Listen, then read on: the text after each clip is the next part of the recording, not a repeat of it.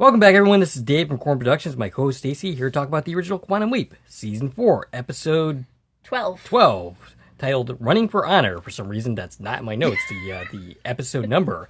All right, the episode's description reads as follows. At a naval college, Sam must prevent a gay fellow classmate from being killed by a gang of other students.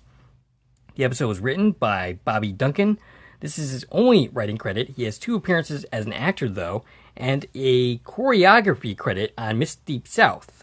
He died on May 3rd, 2003. The episode was directed by Bob Hume. First directorial stint on the series, he'll direct 3 in total. He only directed and worked on 1 other project. The episode takes place on June 11th, 1964, and originally aired on January 15th, 1992. Before going any further, I'll tell you a couple of things. One, this is not a spoiler podcast. If you haven't watched the episode, I highly recommend check it out. And then come back and give me a listen. Secondly, if you're listening on one of the platforms that this podcast is now available on, please follow. And feel free to check out my YouTube channel, Corn Productions, where additional content can be discoverable, Quantum Leap related and otherwise. If you're already on my YouTube channel, please like, share, and comment, and subscribe to my channel. All right, so First off, I have a couple of sad announcements. We had quite a few people who passed away recently. Yeah, celebrities have been dropping like flies in the last week. All right. Usually, it's only ever so often we have somebody notable, to announce the death of, and rarely do we have more than one in the same week. Yeah, I know, it's pretty crazy. Today we have 5. Yes, Shelley Duvall, she was 75. She passed away on July 11th. Richard Simmons, he was 76. He passed away on July 13th. Also, that same day was Shannon Doherty, July 13th, at the age of 53, which is ridiculously young. Yeah, well, she's been battling cancer for quite a while. Dr. Ruth, the radio show host, and also a person who made an appearance on this series and is the most relevant of all the ones that I'm discussing here right now. She was 96 years old. She died July 12th. 96 is a pretty good run. Yeah. Actually, I was surprised to know she was still alive, to be honest. Yeah.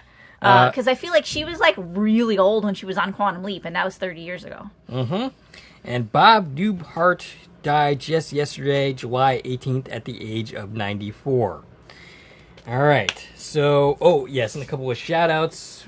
Ashley Wright commented saying that he had some family stuff and was catching up on my videos now. Welcome back, Ashley Wright. Welcome. And Mimi Gallup asked if we were going to have to be careful talking about this episode. Yeah. And, I really don't think so for the most part. I think we're pretty safe. There's some areas in which I might want to be safe in how I discuss it, but that's no more worse than any other episode, really. So I don't really think so. I don't think I have to worry about the algorithm with this one. And Alpha, use the emojis that you set up for the the membership for 99 cents a month. And if anybody wants to use those awesome custom emojis, that's all you got to do is subscribe for 99 cents a month, and you can use those emojis as well as have that cool little star logo next to your name when you type in the chat.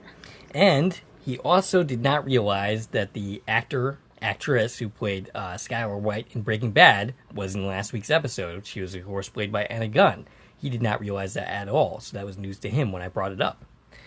Well, I'm glad that we can teach somebody something. Yes, indeed. All right, so Stacie, your thoughts on this week's episode? All right, so Running for Honor, it's one of the classic episodes. It's one that comes up a lot in debate when people talk about this series. It came up a lot when people were talking about the new series, of course, and we already mentioned that last week. We're not going to get into that whole thing too much, but this episode is one that people arguing both sides for that would come back to. Yeah, it's funny because one poster that I think you're specifically talking about really used the fact that the LGBTQT issues were not brought up. Did I say that right? Oh, almost. Almost? Okay. Well, it almost counts, right? He brought up the fact that the issues were not discussed in the original series as proof that Quantum Leap, the original series, was not friendly to the gay community. And he specifically cited Goodnight Dear Heart, the backlash against from the gay community, because there was a portrayal there that they were not thrilled with. as a reason for why the original series was not friendly towards that community. And I looked into this, and yes, that episode did get that backlash that he was talking about, so he wasn't wrong there. But that also ignores the fact that this episode exists. And this episode was way ahead of its time. Yeah. Nobody else was talking about this episode. When it aired. Yeah. Highly controversial. Very controversial. Yes. And I'm willing to bet this is still the most controversial episode. Even after all of the nonsense that we went through with, people in the forums in the current the revival series. Now, I don't think this episode can be really discussed without discussing the context of when this episode was airing. Sure. And if you'll forgive me, I'm going to be going on a little bit of a diatribe here and discussing other media that was happening around the same time. First of all, Don't Ask, Don't Tell. That was signed into law in 1993 and was implemented in 1994. This is 92? Yeah. So this is a couple years before you... This is before it became a thing, but it was already... Well, it was an issue. It was already, a topic. Yeah. A topic in debate and in mainstream media at the time, being discussed a lot. Now, this Don't Ask, Don't Tell wasn't repealed until 2011 under Obama. Which is crazy. Yeah. And so I looked into, how many episodes were discussed, issues related to the LGBTQ. Right, that community during the time. And there was actually a lot more than I realized, though a lot of those were like superficial cases where they, like a character just showed up. For instance, Roseanne aired an episode in 1994, ironically titled Don't Ask, Don't Tell, which featured a kiss of a, basically, Roseanne kissed a girl in that episode. And that was, in my mind, nothing more than shock value. That was a means to, basically draw up ratings and not really discussing anything serious. In 1992, there was a TNG episode titled The Outcast, which had, technically speaking, non-binary characters. That wasn't exactly a well-regarded episode at the time. I don't think it was because they discussed those issues, just that it wasn't a very good discussion of it. A year before that, there was The Host, which they thought showed some cowardice at the end, where they just kind of had... Okay, so let me describe that episode a little bit. Okay. Basically, it was the introduction to the Trill. You saw this episode, I know you did, but you probably don't remember anything about it. I couldn't tell you one episode from any other ever. Basically, there's a slug-like creature that goes into a the species called the Trill. And that slug basically carries on memories from one host to the next. In that episode, that the host got injured, and that slug, so to speak, was put into Riker. And this person had a romance with Dr. Crusher, and that romance kind of continued with Will Riker, and that was a temporary solution just to get through negotiations that were happening at the time. And then afterwards, it was transferred to a woman. And at the end, Beverly was basically like, nope, I'm not doing this. This is too weird for me. And a lot of people thought that was actually cowardice, that they could have addressed they could have been a little bit stronger and maybe had Beverly pursue a relationship in that case. And they think that they kind of wimped out there. There was also an episode of Deep Space Nine, which includes a same-sex kiss. That was one of the earliest on TV in general, and the first one for science fiction TV, and that was in 94. Okay. So there were not many serious-minded discussions of these issues at the time, but there was plenty of episodes that had, gay characters on TV. And of course, this was right smack dab in the middle of AIDS and HIV. I mean, that's still an issue now, but it's less of a death sentence than it was back then. Right. So that was a hot topic during the time as well. So I think that's all important to understand, the context of when this episode aired. Right. So Running for Honor, not only was it, just controversial discussions, but it went so far as to where some local NBC networks didn't air the episode. Right. There were some demographics of the country that didn't even see this in its initial run because they refused to air it. I don't remember having seen it in its initial run at all. I don't have any memories of it as a kid. And you know what's funny is we grew up in the Don't Ask, Don't Tell era. Right. My 11-year-old can name off like the various flags and what they mean as far as that community is concerned. I definitely had no knowledge whatsoever of that back then. I didn't really understand, like, same-sex relationships at all at the time. But then again, I was kind of a naive person at that age. And I'm not sure that I'm the best example of the type of kid back then. But I really had no knowledge of those issues back then. My 11-year-old has way more knowledge than I did at the same time. And that's proof of how much our world has changed. Oh, absolutely. And how much communication has improved and how far really, everything has come. Yeah, and not just for that community, but in so many topics, where we are a more open society now. Yes, absolutely. As far as people being free to express themselves in all different areas of being. Right. And I would say that this episode is good to almost great. Like, I think it's almost a great episode. I think it misses the mark just a little bit because I have some niggling issues here and there in some of the things related to the chain gang, which we'll get into. Yeah. One thing that's great in this episode is we get differing opinions. Sam and Al do not see eye to eye on this topic. And it's funny because, like, during this, it's a brave thing to have one of your main characters take a stance opposite to what the episode is actually trying to say. It's brave to have the character be wrong. It's realistic. Yes. Right? And it's representative of a real-life type of conversation that you'd have between two friends who happen to disagree about an important topic. Now, when we discussed Let Them Play in the new series, we had brought up the fact that we couldn't have Addison be wrong about trans rights in the military. When she brought it up, she had to be on the right side. You couldn't do what they did here in like nowadays, like they did back then. Right. And that's really kind of unfortunate because I think it's important to have these conversations and have the different ideas and discuss them. Right. Which is why I don't really subscribe to cancel culture. I don't really think that accomplishes anything. I think the way to change minds is to have these conversations. Sure. And that's what's so great about Quantum Leap, right? It never whitewashed history. It always tries to represent history for what it is. Right. Which is not great. No. While also, and that's the thing, is like you're saying that the culture of the world when this episode aired is a history in and of itself now. We're 30-something years later. So that's its own history is when this aired. Then we've got the history of the 60s that we're talking about. So it's very layered. And there's a lot to unpack there. Yeah. But yeah, it was a very controversial episode, of course.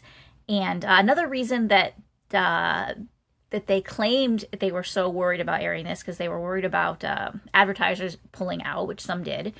And they were saying it was because of what, almost happened with Philip, what his actions were at the end of the episode. And then, other people are and I think, I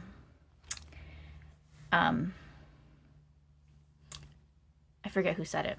So I read somebody said it, that they were pretty confident that even if they had removed that aspect of it, they were still going to have the same backlash I'm sure. to the episode, that they never bought that was the reason it was controversial.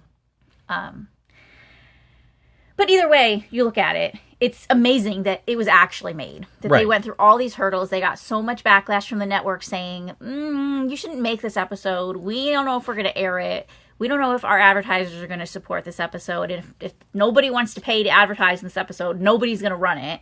Right. And, the fact that they went ahead and they made it anyways. And then it did get aired. It didn't get aired everywhere, but it became part of the series, and it's here now. Right. And it's an important part of the Quantum Leap universe, is this story. Absolutely. And it's just really amazing if you look at that whole context of the fight just to get it done. It was brave of Deborah Pratt and Donald P. Belzerio to pursue this, despite the possible backlash that they knew they were going to get, right? And the network being against them on it. So it's rather quite amazing that they even pursued doing this in the first place. One conceit they did do. So originally written, this was meant to be a high school. Okay. So they meant this to be a high school story with teenagers, and that was one conceit they did do for the network, is they made these people in college. So they are technically adults. We went from this being about minors to about young adults. Okay. So that was one change that they did kind of last minute. Gotcha. Which you can actually kind of see how that worked into the script a little bit, because the character of Karen, the Admiral's daughter, there's a line in it that says, oh, she doesn't look older than 17. Right. But that's all ADR. If you look at it, what he actually said, what Scott Bakula said, was she doesn't look older than 15. And I think that was a leftover from the script of when these were supposed to be high school kids. The actual actress, by the way, I think was 20-something years old at the time, so it's not like she was actually underage. Right, but it's one of those moments where you can tell, like, oh, that was a leftover from the original script, where these were supposed to be about high school kids versus college kids, which is a very fine distinction, but it does change it a little bit. I think that making this about gays in the military was actually a strong choice, because it's localizing it. It's making it specific about this specific issue. And that's something that the mass media in general was not doing at the time. They were not narrowing down to issues like this. Sure. Yeah.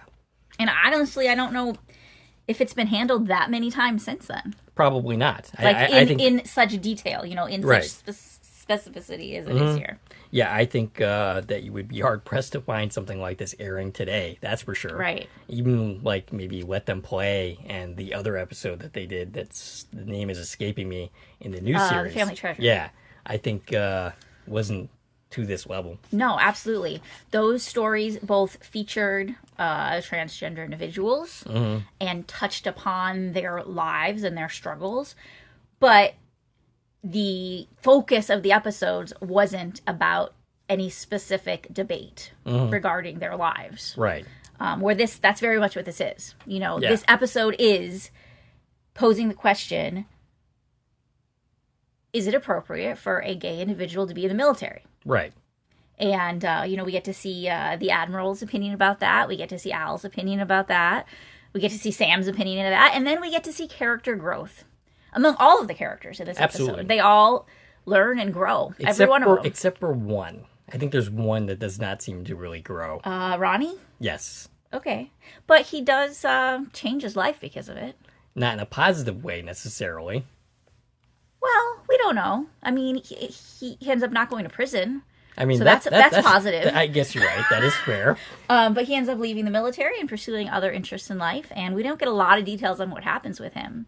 But I would imagine he's got some growth from this. He had to have. Yeah. Maybe not as much as you'd hope for, but and maybe not something that we saw. Yeah. Okay. I will buy that argument. So now that we've been blabbering for a half hour, something like that. Maybe we should talk about the episode. I mean, we are technically still doing that. All right. So, do we have anything else to say before just diving into our scene by scene? Let's go for it. Okay. Sam leaps into the middle of a relay race, and he's confused, and he ends up dropping the baton, and he ends up running into the other person, which I believe is Ronnie. I don't recall who it was, but yeah, someone passes him the baton. He's supposed to run. He doesn't know what's going on, and they just kind of fall into each other. And then we have our credits. When we come back, Coach Martz is played by John Roselius. He has 47 credits for him, including 6 appearances on JAG, movies Con Air, Devil in a Blue Dress, and Mars Attacks. He's basically chewing out everyone for Sam's blunder, and then sends everyone away and adopts a softer tone with Sam, asking he if punishes, he's okay. So Ronnie is the one who thinks that this is funny. Yeah. And so he punishes the whole team by sending them to the weight room. And like you said, he asks Sam to stay behind.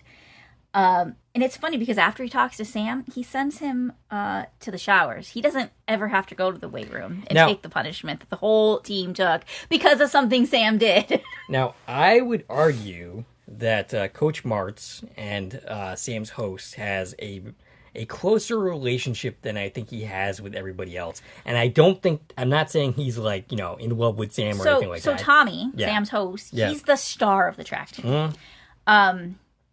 So it makes sense that the coach would coddle him a little bit. Like, that's your guy. That's your star. He's the reason that your team's about to do something they haven't been able to do in 20 years. Right. So, yeah, he does favor him a little bit. You can tell they're close. Maybe the situation at hand here is why they're close. Not in an inappropriate way, but, what we learn about Coach later, maybe he just feels like he needs to take special care of certain people. Okay. And tend to their feelings a little bit more and make sure they're being supported. You know what I mean? Because of the situation. Yes. Okay. Are you going to elaborate on that more as we go on, or? Oh, did that not make sense to you? No, in the sense that, are you saying because of Philip's situation? Or... Okay, so Tommy might be gay. Right, okay. We don't know. And you think Coach March suspects that? Right. And because he Coach, and spoiler alert. We're way past spoiler alerts already in our first 2 minutes of the episode. Because Coach March ends up turning out to be gay himself. Right. So you think he suspects that Tommy is gay because he himself is gay? Or do you think there's something more to that? I mean, I think maybe he just knows, and not even maybe knows if Tommy's gay, but knows that Philip is. That's already come out. Right. And they're good friends, and, Gotcha. and they're roommates, and that whole situation's unraveling right now. And, whether Tommy's gay or not, this situation of his roommate getting kicked out is going to affect him. And going to affect his performance on the field, and he's distracted, which is the conversation that they're having here. Okay. His coach says, yeah, you've been distracted a lot lately. Okay. Like, hey, are you okay? Like, do you need to talk about anything? Mm-hmm. Because he does care. He cares about his students. Right. He's a good guy, coach. Mm-hmm. And I think what I meant was he just notices that, like, maybe Tommy's not okay. Right. There's stuff going on in this kid's life. It's okay not to be okay sometimes. All right, so the coach tells him that they are really going to need him this Saturday for the race and sends him on his way. And by the way, John Roselius, he died on October 29th, 2018 at the age of 74. In the locker room, fellow cadet Ronnie Chambers tells him that what he did was pretty funny, and that's why he got, made him run laps or whatever he ended up doing, because he thought it was a joke. He's played by Anthony Palermo. Yes, 34 credits for him. Thank you for that, by the way. Including JAG, NCIS, and Melrose Place. And it's learned here that he's going to end up giving Sam a ride into town later. Does Tommy know just how anti-gay Ronnie is? I don't think so. Because otherwise, I'm not sure that Tommy would be asking him to take him into town. Yeah, I mean, I think at this point, the fact that Ronnie is the leader of Chain has not been revealed to anybody yet. Gotcha. I don't think anybody has a clue. Okay, so Admiral Spencer enters the locker room to inform Sam that he's going to be valedictorian for his class. And we learn that Sam's host is dating his daughter. And he's played by John Finn, who I recognize from his appearances on The X-Files. He played Critchcow in those episodes. He has 109 credits for him, including, catch me if you can, The Pelican Brief, and an appearance on Millennium. He also is in 3 episodes of NCIS and 11 episodes of The Walking Dead. Which I didn't actually recognize him. No? No. I had to look up, who is that character?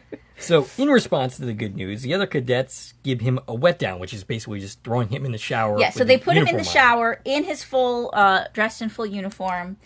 Ronnie apparently forgets that he told him he had to hurry up to make it into town because it's going to take him a while to get ready again now. I don't know. He must have a whole other spare uniform to wear. I mean, I don't know. Is it going to be a little bit uncomfortable going into town wearing a completely soaked uniform? Yeah, he's definitely wearing dry clothes in the next scene. So Al appears after this at the 5-minute and 49-second mark. Sam says he's in a military school, and Al corrects him and says he's at a naval college, and there's a big difference, so he doesn't explain exactly what that difference is. He doesn't explain. He says it brings back memories, and of course, we as a viewer know instantly we're going to think about his time at, where was he? I don't remember. But, during A Leap for Lisa. Oh, yeah, okay. And my question was, was that episode already planned out by the time they filmed this one? I'm not sure. Yeah.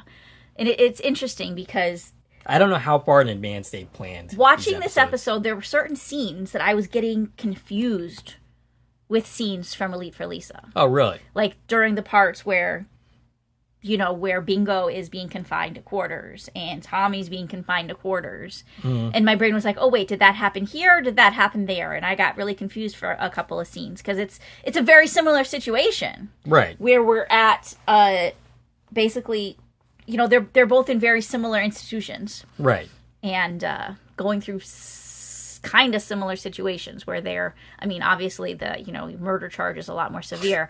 But not according to the military. Where they're under investigation for something and they have guards, It almost kind of feels like the military would rather you murder someone than be gay. In this moment, probably. Yeah. Yeah. So Al gives him the rundown, and Sam gets cranky that he doesn't have any more useful information for him. And at this point, I'm like, damn, Sam, who whizzed in your Wheaties? Because he's, really giving Al crap for not having all the necessary information Does he ever right now. have the necessary information on his first visit? Yeah. What he does tell us is that Sam is Tommy York. He is a cadet commander at Prescott College, which is in Macomb County, Michigan. He has a 4.0 GPA, and he's a track star. We already know that part. And we also got to see the mirror image of Tommy somewhere during this. He is played by Bo Windham. And his only other credit was a 1995 movie called Panther. Panther. That sounds familiar. I'm not sure what that's about, though. So Ronnie drives him into town. They don't see the Admiral's daughter, but he's prepared to let him go off anyway. And Ronnie thanks him for helping him prep for his algebra test. Sam invites him along, which is a good thing he did not come. Right? But, he says he's going to leave with some of the guys to make some noise. Yeah, he's going to cruise around and make some noise, which, once you've watched the episode, yes. You know what that means. And, Sam proceeds inside thinking he's looking for a girl. Yeah. But it turns out he's meeting Philip, played by Sean O'Brien. He has 161 credits for him, including The Unicorn, which is the Walton Goggins series that I covered a couple episodes of. And, 21 episodes of The Middle, and an episode of Jag. You got anything else for him? I also got he's in an episode of Roswell. Okay. He was in the movie Heart and Souls. I loved that movie. Okay. And as well as a movie Rust Creek, which stood out to me just because I very recently watched that. It's a horror film. Gotcha. Yeah, it sounded familiar. I don't think I've seen it, though. Sean talks about maybe they shouldn't meet in a public place. Philip. Yeah, Philip. Wow. Well, technically the actor does as well, but and do you call him Sean the rest of your notes? Probably. So basically, Sam is very confused by this conversation, and to me, it seems kind of like Sam is kind of dumb here. Like he should catch on to something a little quicker than he does. He's just he's totally lost during this entire conversation because Philip is making reference to him helping him, and we get the first reference to the chain gang in this conversation. And Philip ends up sending him to an address. Al appears and tells him that it's some kind of underground newspaper, and this is when we actually go to the newspaper. Yeah. So chain, by the way, stands for Cadets Honoring an Ideal Navy. So, well, I'll get to that in a moment. But yeah, we learned that they've attacked someone again for the third time this month. So they're actively attacking people, and whatever Tommy's supposed to be helping Philip with is to get back at Chain. Gotcha. And we don't ever really find out what Sam or Sam's host was doing for him, do we? Yeah, we don't know exactly what their plan was. So, he goes to the underground newspaper and asks if he knows Philip. If he has any information on Philip. It turns out that he was a roommate of Tommy's until he was kicked out because he was caught up in some kind of scandal. Yeah. It's really weird to me that doesn't want to say what it was. I think Al's really uncomfortable with the whole topic. Gotcha. So Al already knows he knows. Not saying. He doesn't want to say. Clearly he knows because he knows in 30 seconds when it does come out. Right. I was just wait. I was really confused as to why he didn't. I think he doesn't want to talk about it. Gotcha. I think he's hoping that this has nothing to do with that. Okay, but obviously it's going to. So Sam hears alarming noises and then busts in to find Philip being attacked. And Sam asks what's going on. And several men in ski masks, so their identities being kind of hidden. They're holding Philip. And, this is a moment where it looks like Sam should start kicking everybody with his self-defense skills there. But he's taken aback by this. For some reason, he was just so surprised at what he sees that they were able to get the drop on him and basically knock him out. Right. Well, he didn't get knocked out, but he got knocked down to basically be removed from this fight and give the members of the chain a chance to get out. Right. Now, my question is, this is about the Navy. Why are they picking on Philip now? He's already been kicked out. Right, he's been kicked out, but they don't think that's good enough. They want him to suffer. Okay, what exactly are they trying to accomplish with this? They're just gay bashing. That's it? That's it. Nothing else? I don't think so. Not even a rationale as to why this action is justified, other than the fact... I mean, do any hate group have justifications for what they're doing? Yes, they do. You don't necessarily agree with their point of view, but they have one. So basically, it's not good enough that he's no longer a cadet. No, they don't only have a problem with the fact that there's a gay person in the military. They have a problem with the fact that there's a gay person. So are they just going around attacking every gay person that they know about? Probably not, but they probably don't know a lot of people outside of who's went to fair enough, school. I guess. So I was just a little confused on that point as to what they were actually trying to accomplish, because Philip was already removed. Or maybe they knew that Philip had more plans. Gotcha. I mean, he is running a newspaper, and maybe they're trying to get him to stop being activism that way. Now, we know what Philip does end up doing is publishing a list of names. Was that the plan all along? Is that what Philip was, or not Philip, is that what Tommy was in on? We don't really know. Right. Yeah. But it could have been to avoid that. Right. Who knows? But I don't think that they necessarily need a motivation, because they're a hate group. Okay. So I think it's not normal, but expected for them to act irrationally. So I guess my problem is the same as when we were talking about the hunting club, in that I don't think like they do. Right. So I have a hard time understanding. Because you wouldn't join a organization whose job is to attack other people, regardless of why. Right. All right, so back at Sam's room, they debate whether Tommy himself is gay. There's a note he wrote which could be incriminating. Yeah, and this is one of those moments where I'm like, oh, I don't love how the show handled this. Okay. Because Sam's like, are you telling me I'm gay? And I was like, no, you're not gay, but Tommy might be. Not that there's anything wrong with that. Right, and it just felt like this kind of icky portrayal of it. Okay. Like Sam would have had a problem with being gay. Even though he doesn't, it's like he was questioning that. Whether he himself was gay? Like, it's just the way they presented it. It was weird, right? Gotcha, okay. There was just some kind of weird undertone there. Like, you're not gay, but Tommy might be. Well, I'm not totally convinced that Sam meant it that way. Al thought that's what he meant. Yes.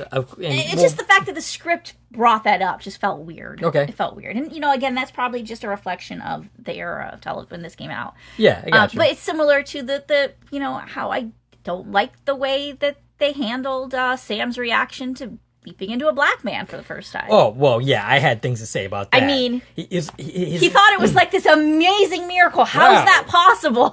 If I can leap into a black man, I can leap into anyone. Like, what is that supposed to mean? Like, I didn't like his reaction to that. Right, either. it's similar. And I brought that up when I discussed that I feel like it's similar to that. Like, are we suggesting that a gay person has a different biological compound than any other person? Okay, I get what you're saying.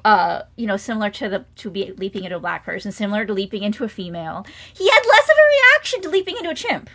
Now that's where all of that confusion should have been placed. Right? Yeah. But I feel like that was less surprising to Sam than any of these other revelations that he can leap into different people. Gotcha. So yeah, this note could read as incriminating, but it could also mean anything.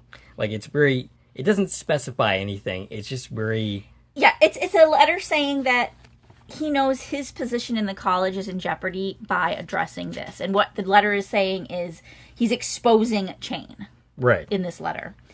And standing up for Philip, basically. So Al thinks that Tommy actually is gay, because why risk everything unless he's in a relationship with Philip? Okay, what the hell, Al? Yeah. Okay, this is where I have the biggest problem with Al. What you would do the same thing for Sam. Just think about your relationship with Sam Beckett. Which is what Sam says, is like, have you never heard of friendship? Which should have been, I mean, I guess maybe to Al's defense, he's just totally thrown off by this entire situation. He's not thinking clearly. Right. But this line from him makes no sense, given his relationship to Sam and what he'd be willing to do. Okay, I'll step in for a second. Okay.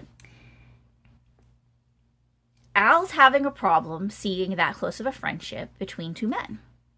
Okay, without it being more. But he has that relationship with a man. But the fact that one of these men is known to be gay. Gotcha. Is, I think, the hurdle he can't get past in his brain. Gotcha. So that guy's gay, and this guy's best friends with him. They must be in a relationship. I feel like it's a similar way he might see, two different gender people being best friends. And he might be like, well, that's not possible. Of course they're sleeping together. Right. Because that's how Al's brain works. Of course, yeah. Right? Al slept with, like, every woman he's ever met. So, well, not everyone he ever met, but... he's tried. I mean, the female gender, he doesn't go the other way. That's what I said, every female he's ever met. Okay, because I thought you said everyone that he ever met. He's not Kevin from This Is Us, who will literally sleep with everyone. I think that's just how Al's brain works, is if two people are close, and we know one of them is gay, then they must be into each other. Right. Right? Okay, yeah. Because, I don't know. I just think that he's not capable of looking... And that's Sam's whole point, is he's not capable of looking at the friendship here. Right. Yeah, he's not comparing it to him and Sam. He's comparing it to, any two people who are very close to each other. Well, they must have a relationship. Okay. So Al looks at Sam funny, wondering when Sam started crossing his legs like this, and suggests that Sam not hold his hands on his hip like he does. And this just serves to annoy Sam, and he tells him not to come back until he's joined the 20th century. And to his credit, Al at least looks somewhat embarrassed by all this. But I'm not sure he's embarrassed by his point of view, necessarily.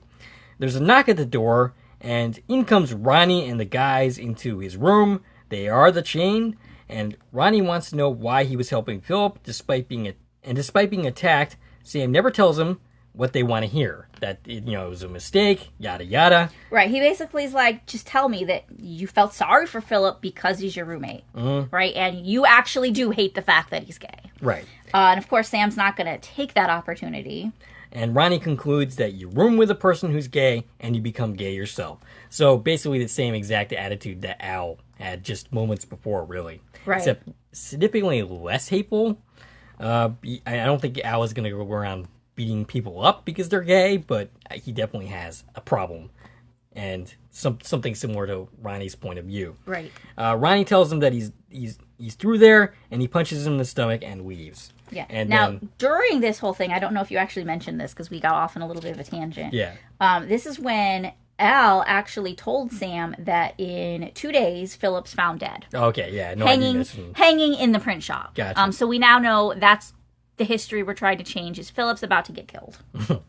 So, and I don't know why I'm laughing at that because it's not funny, but the next day at practice, Coach times his running time, and he does absolutely terrible. Yeah, 3 seconds off of Tommy's worst time ever. The coach questions what's going on with him, and the Admiral's daughter Karen shows up, and Sam talks to her.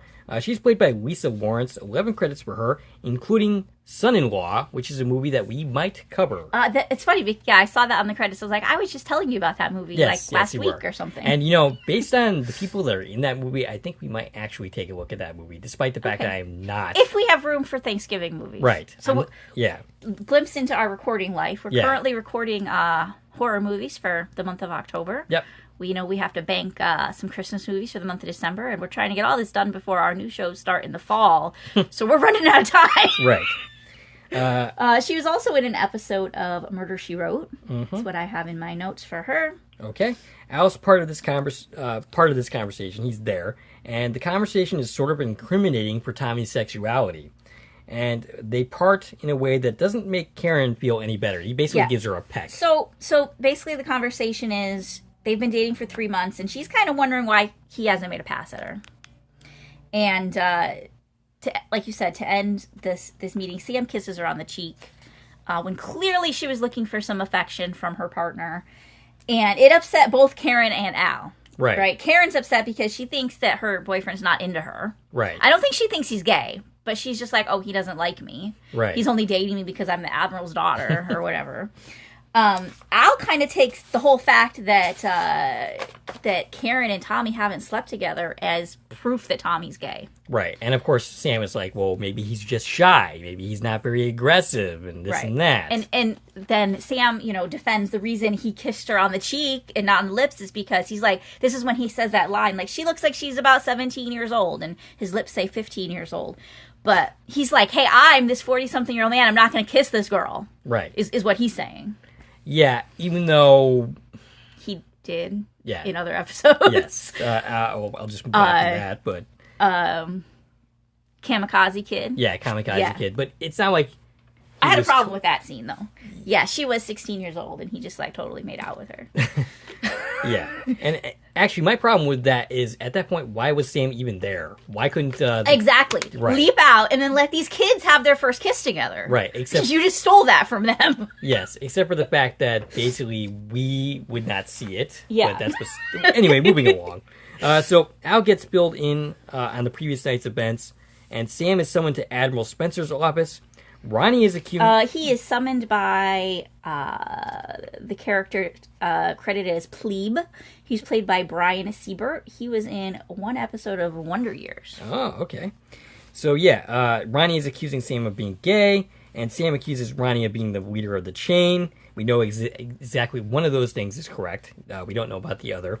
Ronnie goes as far as to make up a lie about Sam confessing, and Spencer is giving Ronnie 24 hours to prove his allegations, and Sam is given limited access to the facilities. They leave his office, and Ronnie says he's a dead man. Sam notes that he started to realize how Philip must have felt during his final hours at Prescott, and sometime later, Ronnie confronts Sam, and they drag him out in the rain, tie him up, and make it seem like they're going to hang him. Yeah, they tie him up to a tree, and what I found interesting is they're not in their black ski masks off campus, like they were when they attacked Philip. They're on campus, stringing a cadet up in a tree, in their full uniforms. Yes. They don't seem to care if anybody sees this happening. Right. What happened to them trying to hide their identities and trying to protect themselves because they know they're doing something very illegal here? Maybe it's because they're not actually going to kill Sam. I mean, I don't think that technicality is going to help them if people see them doing this. Yeah, no, I don't quite understand it. Maybe it's because it's raining and they don't think anybody's going to notice in the rain. But, so they don't end up killing him. The rope breaks, and he says that they did that on purpose, and this is a warning. Yeah. Sam in his room is making tea, which Al notes and further annoys Sam. And I don't know, have we ever seen Sam ever drink tea or coffee or any of that stuff? Actually...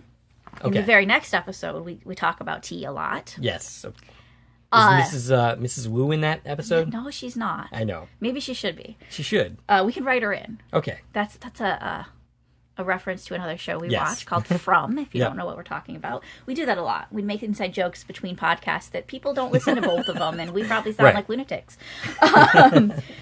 But yes, it comes up within the trivia of the next episode. Which is Temptation Eyes, that it's been referenced several times that Sam's favorite tea is this orange whatever. Okay. So it has been mentioned in other episodes that Sam likes tea. Gotcha. This is definitely not the first time Sam's drinking tea in this series. And, but of course, Al is seeing that as a feminine trait. And, he should drink some coffee because, if you're drinking... That's what a real man If you're drinking tea, you might be gay, is what Al's saying. And of course... That's the silliest thing that Al says in this episode. Yeah. Like, you're drinking tea, so you must be gay. And so, of course, Sam does call him out on it. And he's like, what? Was the entire Boston Tea Party just I have the quote here. Yeah. A gay boat festival? That was a funny line. He's telling Al how ridiculous he sounds right now. And he gets Al to admit that Al has a problem with Tommy being here. And they argue. Al does not think that gay people belong in the military for a variety of reasons. Sam disagrees, but the argument is interrupted by an alert from Ziggy. Philip is printing up names of people that are gay, and Tommy's name is at the top of the list. It's a list of every gay cadet in Prescott College. And this is according to Philip. I mean, is he the know-all, end-all of this? Of course not. Right, is everybody can confess to Tommy that they're gay? Sam confronts Philip, saying he can't print those names. He thinks Tommy is just... Oh, okay. So Philip thinks that Tommy is just like him, and Sam does not think he has the right to print those names. He tells him that Ronnie is going to kill him, and yeah, this conversation is a little all over the place because he's making multiple different arguments. Like, he's saying you can't print these names, and you have to worry about your safety, but it's not connected. They're not connected. Well, one big argument that we don't get a lot of details about, but that's the argument that it's not your place to out these people. Right, exactly, and I totally agree with Sam. And even if you do know that some of these people are gay, which he doesn't know that. Right. He's putting these people's lives in danger. Right. Regardless of whether they are gay or not. Right. And that is just And the fact of the matter is, even if you know for a fact somebody's gay, it is not your place to out them. Right. And that's still true today. Yeah, and when we're talking about gay people or trans people... telling their story is their personal right to do. It's their business, not Phillips, to decide It's not whether Phillips, and it's certainly not Phillips' place to publish it in a newspaper, especially in a time and place where it could literally ruin their lives or end their lives. Exactly. People are literally being stalked and killed right now. Right. And we also learned from this conversation that Philip does not know that Tommy is gay. Right. This seals the fact that Philip does not know Tommy is gay. So whether Tommy's gay or not is still up for question, right? This doesn't prove anything because he says to Tommy, "Oh, face it, there's a reason you're a virgin at age 21." So Philip is having the same type of opinions that Al has and assuming that this person is gay based on, things happening in their life. Right. Which is really, when you look at it, like, that's a profound thought, right? People on both sides of this debate are coming to the same conclusions based on stereotypes and misinformation and assumptions. Absolutely. Yeah, so he gets nowhere with this conversation. Did he even... Was it even said whether Phillips still intends to publish these names or not? I think we get the impression that he does. I don't think we got... I mean, he was actively printing them at the time. The question was, are you going to distribute them, I guess, at this point. And so Sam tells Philip that Ronnie's the leader of Chain, because I guess that fact wasn't known yet. Although he should have known, even though they're wearing ski masks, he knows these people. He should have figured it out by now. Right. Ronnie. Philip should have figured out that was Ronnie. But anyways, he says, they're going to kill you. And Sam's speaking from fact. Like, he knows the future. But, of course, Philip's going to take this as, like, oh, yeah, I know they are after me. Right. Like, obviously. Like, I don't think he could believe, like, oh, actually they're going to kill me. Like, this. Right. So Al tells Sam that nothing changes. He tries to leave his room and is actually confronted with the cadet summoning him to Admiral Spencer's office. And you said this character was Plebe? Well, this... Oh, is this a different person? I don't think he got summoned at this point. I think he just went to him. Yeah, I think, no, he left the office and the guy was just standing there ready to get his attention and bring him to Admiral Spencer's office. I'm not sure. Okay. Well, we'll just... I don't have that. Either way, he goes to talk to the Admiral. So Spencer asks him if he understands why they look down on homosexuality, and Sam says he doesn't. Spencer says they are easily blackmailed. Okay, let's take that claim right there. Why are they easily blackmailed? Again, we're talking about stereotypes and... It's deeper than that. Well, it's maybe not deep. It's simpler than that.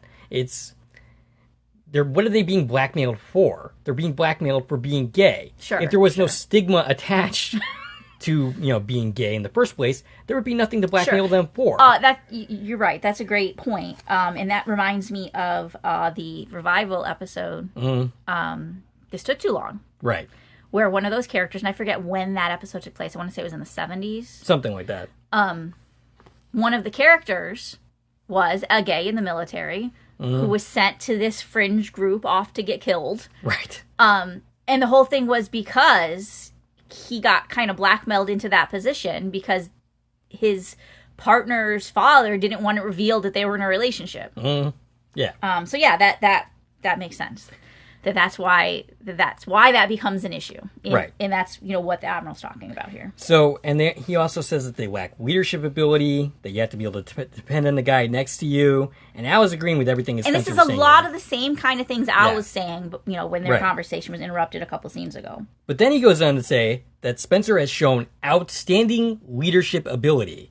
But he's, in light of these events... Philip, you mean? Tommy. rather. No. Tommy? Tommy has shown. Because, okay. Yeah. Okay. Well, you said Philip. You said... Okay. I didn't mean to say You Philip. said Spencer, which is the Admiral. Okay. So Spencer says that Tommy has shown outstanding leadership ability. Now, so one of two, there's a bit of cognitive dissonance here. If he has shown outstanding leadership ability, one of two things is true. Either he is not in fact gay because he has leadership ability, and according to him, gay people do not have leadership ability, or his assumption about gay people is wrong. Right. I think what he's trying to say to Sam, to Philip, or to Tommy, is, hey, you do have leadership ability, so you must not be gay.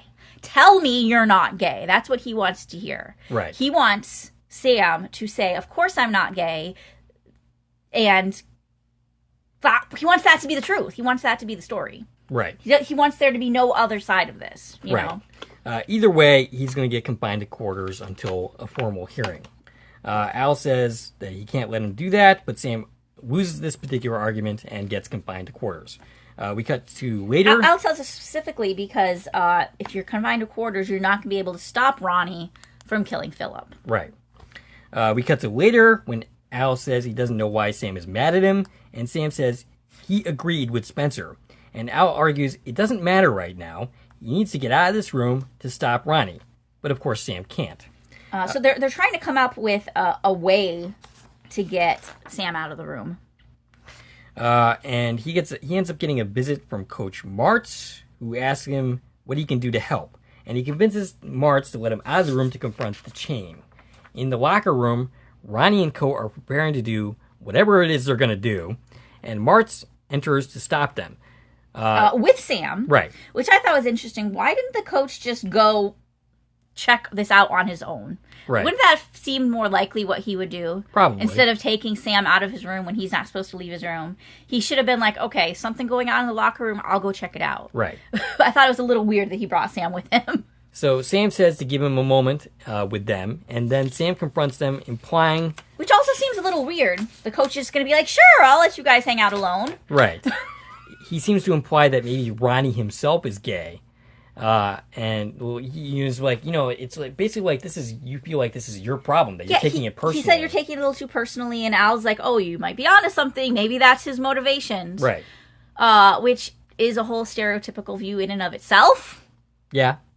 I mean, psychologically, it does make sense. It does. Though. It's right. It's a possibility. Mm-hmm. But they don't explore that any further. Right. The rest of the gang ends up quitting, and Martz tells him that everything will be cleared up in the morning, but he's still confined to quarters until then. Sam and Al think Philip is safe, but apparently not, as he still dies. Sam and Al help devise a scheme to get him out of the room and to help save Philip. And it's basically this cartoonish thing where he locks a guard in a closet and so on and so forth. Yeah, so what he does is Sam knocks like this cabinet over, pretends that he hurt his ankle, and the plebe guard comes in. This is played by Jake Price, who is This is a different person? Yes, this is the guard. Okay. He is played by Jake Price. He was in one episode of The Fresh Prince of Bel-Air, and he was in an episode of Empty Nest. Ah, okay. So he comes in, and while he's trying to help Sam sends him like, oh, I've got an ice pack in the top. Why do you have an ice pack in the top of your closet? That line makes zero sense, but okay. He goes into the closet to look for this ice pack, and that's when Sam, like you said, locks him in the closet and escapes. You'd think Sam's going to get in trouble for that. You would think so, yeah. But we don't come back to the fact that we locked a kid in the closet. All right, so he gets out, and he runs into Martz, who is pissed that he's there. It's like, hey, look, I told you to wait in your quarters until we clear this up in the morning. And he convinces him to go and save Philip.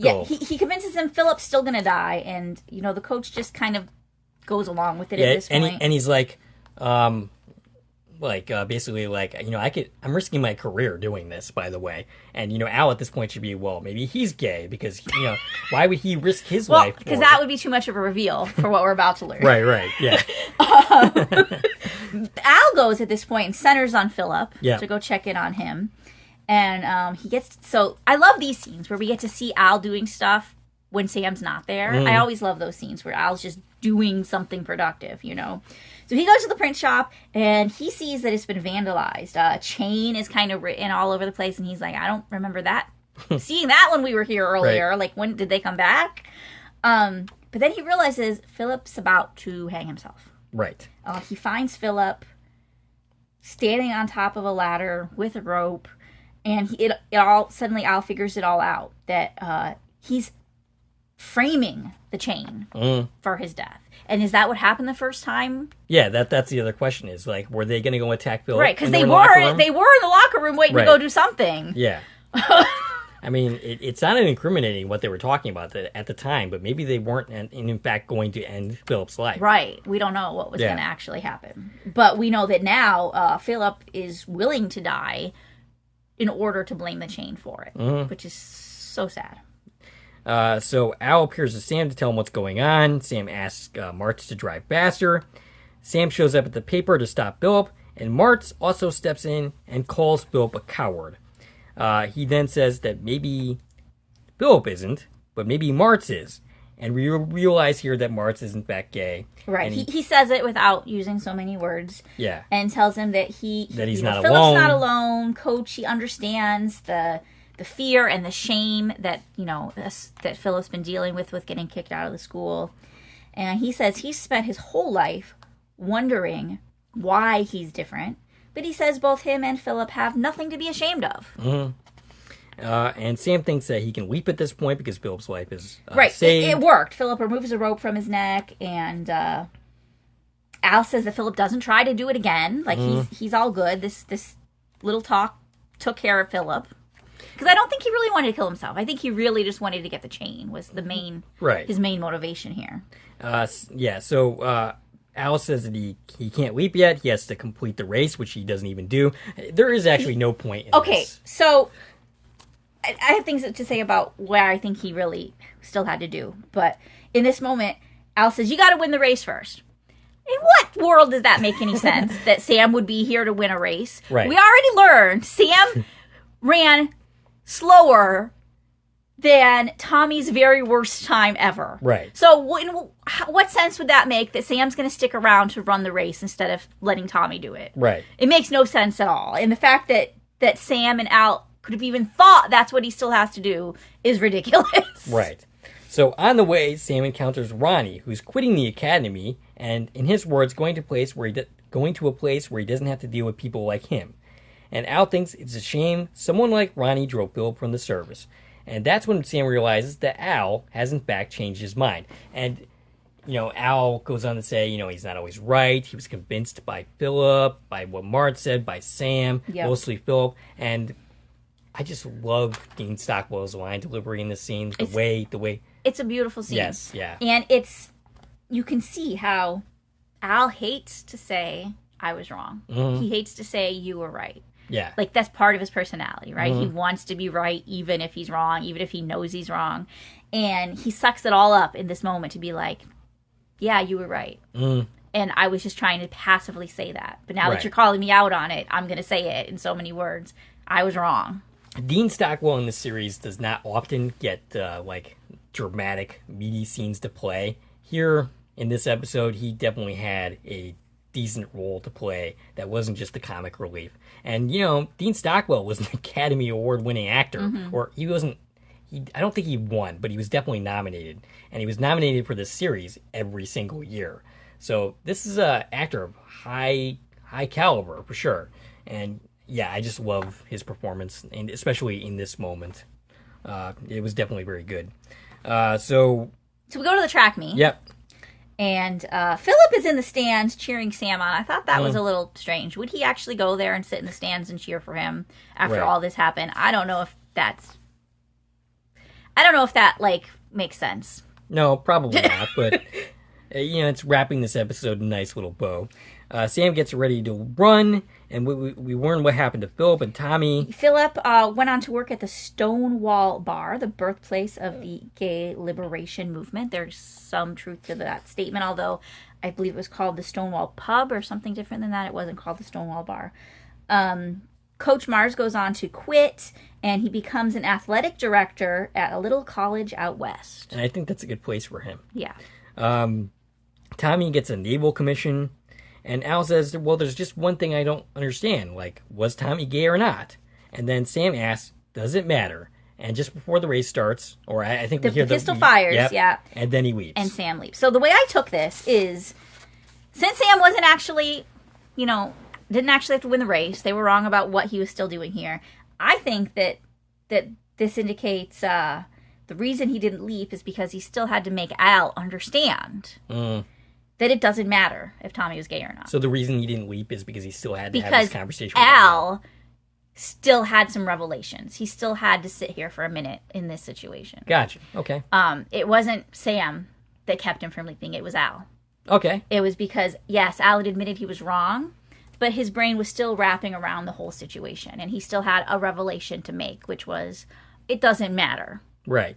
Who's gay and who's not gay. That's the point. That's a rather beautiful thought. Not that it's okay for a gay person in the military. Like, that's not the main point. The main point is, it's none of your business if they're gay or not. Who cares? That has nothing to do with anything. Okay. And that's the main point. And I think once Sam said that to Al, Al kind of had this look like, like, yeah, you're right. And then he left. Okay. Makes sense. It's a rather beautiful thought. I like it. I dig it. Yeah, so like I said, pretty good episode. Let me see who we didn't hit on as far as the cast goes. The waitress who we met at that restaurant. She was played by Roz Witt. She was in an episode of NCIS Los Angeles. She was in an episode of American Horror Stories, an episode of X-Files, and 3 episodes of The Gilmore Girls. Oh, you know who turned up in a recent, when I was doing one of my X-Files podcasts? The actress who plays Maggie's mother in Sullivan's Crossing. Okay. Yeah. I was like, I looked at her credits and 14 episodes of Sullivan's Crossing. Like, that leaped out to me. Phoebe, that's the actress. The character's name. I don't remember the actress's name is escaping me, but yeah. That turned up in an X-Files podcast. All right, then we had 3 named cadets. I wasn't able to figure out which one was which in the episode, but cadet, I think these are all members of the chain. Okay. Cadet number 1 is played by Martin Hansen. This is his only credit. Cadet number 2 is played by Brian J. Williams, who's actually a stunt actor. Oh, okay. He has 232 stunt credits, including work on the episodes Nowhere to Run, Unchained, and Another Mother. He did stunt work on all 3 of those. He also has 54 acting credits to his name, including 2 episodes of Star Trek Enterprise, 3 episodes of DS9, and an episode of Firefly. Oh, okay. So a very busy man. Cool beans. And then cadet number 3 was played by Stephen Brown, who has 111 acting credits, including movies such as Alien Convergence and The Purge Anarchy. Okay. Good stuff. And I think that's everybody. Okay. So, that concludes this episode. Like I said, pretty good stuff for the most part. Way ahead of its time. Way ahead of its time. Obviously, lots of discussion can stem from this episode. Right. And like we said, this episode that's the best. Came up a lot during the 2022 series. As an example of when the show did touch on these things in the past, and also an example of talking about the controversy, right? And how, it was too controversial. That's why. Well, I think one person brought up, the fact that this episode, lost money and lost advertisers as a negative, and why the show shouldn't have tackled it. Right. But to me, that's being brave. Right. It shows how it overcame that. Yeah. Right. It was being brave and overcoming the stigma the same way that these characters had to do. So my question to this person would be, and I don't think I interacted with them because I don't bother because there's just no point. My question would be, does having consequences mean that you shouldn't discuss these issues? If there's a financial disincentive, does that mean you shouldn't talk about those things? Right. And I would argue that no. Sometimes you just have to face the consequences to get the things that you want to say out there. I mean, that's, what an artist is. Right. So, yeah, that's my point of view on that. Do we have anything else to say about this episode?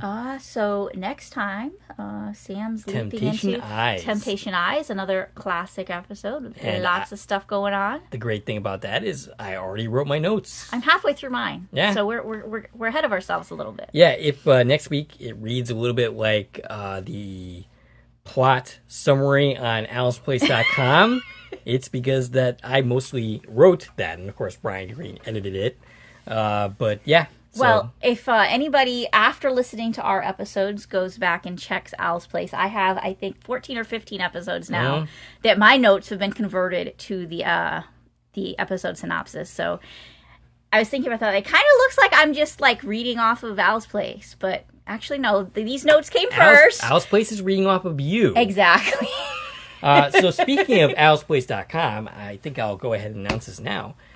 We are going to be hanging with Brian Green. We are, next month. Yep. We're going to go see Man of La Mancha, and Brian is actually going to be spending time in your house. Yeah, he's coming here and driving up to the show with us. So while he's here, we're going to get a chance to record some stuff with him. Yeah, we're going to do an interview with him talking about his changes to Allen'sPlace.com, as well as he's going to join us for a Quantum Leap podcast that we do. If everything goes according to plan. I mean, assuming that something doesn't go wrong. But yeah. Time permitting and... Yeah. All that good stuff. But, that's the plan, is we're going to be collaborating. Yep. And then when we go to New Hampshire, we're also going to be meeting up with Albie and Chris and Serenity and collaborating with them on something. Yep. And so lots of good stuff coming. And then we're going to do another podcast discussing our trip. Yeah. So excited. Yes, good times. A lot of stuff to look forward to. All right, so next week we got Temptation Eyes. That's an interesting episode to cover. It's actually probably the longest span of time that Sam actually spends in a leap. Yes, that's been confirmed. Yeah. There's definitely times where it feels like he would have needed to be in these places longer. Yes, we just don't address it. We've talked about that. Anything to do with a criminal trial. Right. I'm looking at you. The episode whose name I can't mention. As well as the Great Spontini. I know you had issue with that court case as well. Yeah, yep. There's definitely times where you'd think he'd be there longer, but they didn't tell us specifically that it was. Here, we get a very specific timeline in Temptation Eyes that he's there for 2 weeks, which is interesting. Yes, so that'll be interesting to cover. And we'll talk a lot more about that next time. Yep, absolutely.